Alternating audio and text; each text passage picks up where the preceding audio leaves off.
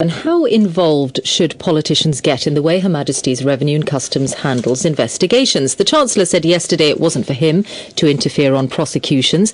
Ed Miliband has said a Labour government would order a review of HMRC's approach to tax evasion and avoidance. The background, of course, is the HSBC files on Swiss bank accounts. Well, the Conservative MP Richard Bacon, who's a member of the Public Accounts Committee, is with us. Good morning. Good morning. You had the Chief Executive of HMRC, Lynn Homer, in front of your committee the other day. What is your assessment of the organisation's performance? Well, they get a lot of stick, and frankly, they get a lot of stick sometimes for justified reasons. On our committee, we give them a lot of stick. So I'm reluctant to defend them, but not least because torturing tax collectors on behalf of our constituents is one of the few innocent pleasures we get on our committee. But frankly, they do quite a good job, and they are trying to implement the policy of ministers of the government of the day. One of the things Lynn Homer, the Chief Executive, said to our committee is that they are trying to achieve three things. They're trying to recover the money, they're trying to change the behaviour, and they're trying to have the regime act as a deterrent to illegal activity. Now, I think it's perfectly reasonable to be pursuing all three of those aims. Any government would say the same. And it's also perfectly reasonable that they wouldn't prosecute in all circumstances. After all, well, we have gun circumstances, but just look at HSBC. I mean, they had. They traced 3,200 individuals from the leaked HSBC accounts. They looked at 150 to seriously consider whether they could mount a criminal prosecution.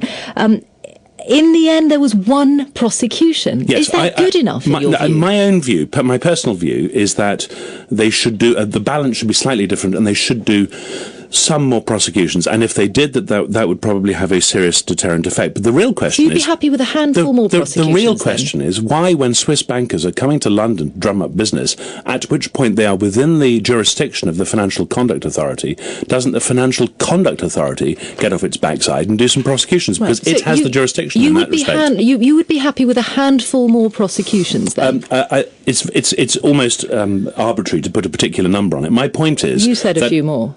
My point is that having a balanced approach is sensible. After all, the police have gun amnesties, and you can own a gun illegally and not get prosecuted. And no one ever thinks that's odd when you see on the TV from time to time people handing in guns and not being prosecuted. The principle that you sometimes don't prosecute is a perfectly reasonable one, but I think they've got the balance wrong, and they should change it. If they up the prosecutions to some degree, it would have a significant deterrent effect. And what does mean in terms of the signals that you then send from government? Because we have very different signals from your party, from the Conservatives. George Osborne, for example, saying yesterday that essentially it's putting out quite a hands-off approach. Ed Miliband saying a Labour government would order a review of how HMRC handles this sort of thing.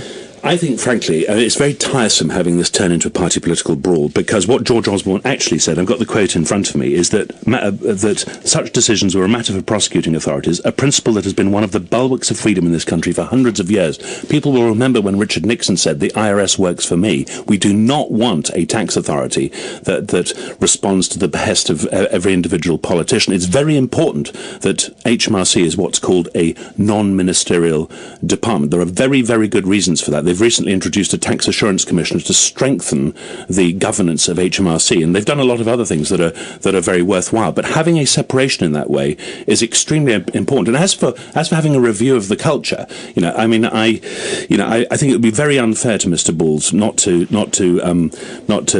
allow him the chance to climb on every single bandwagon that's going. And he certainly hasn't failed in this respect. But the fact is, one of the big problems facing HMRC is the merger of Customs and Excise, which was effectively a tax police organisation with Inland Revenue, an administrative body with a very different culture, without thinking about the people, the IT systems, or even which buildings they were going to be in. Clearly this is a very complex area. And they've been dealing with the consequences of that ever since. And in particular, and this is a very important point, the fact that under every government, this government, the last government, the one before, tax reliefs have become more and more complicated. So, for example... Okay, sorry, I'm just going to stop you there for a second, because the question I asked you at the beginning is about your assessment of HMRC, yes. and you said that they were doing quite a good job. I'll tell you exactly my assessment of them. They're doing a quite good job in very difficult circumstances. So they could be doing a better job. They're doing a quite good job in difficult circumstances that are made more difficult by every government of every political stripe. Which is why you wonder whether George Osborne couldn't have said something yesterday that was a bit more proactive in terms of government's role in helping to sort out this very complex system that you're outlining? It is the government and successive governments that have been making the system more complex, and HMRC has to pick up the pieces. The Office of Tax Simplification 4 years ago reviewed 155 tax reliefs, recommended 47 for abolition, and 43 actually were abolished. But in addition, 134 new tax reliefs were created, but that's nothing as to what was done in previous years. We now have over 1,100 tax reliefs in total.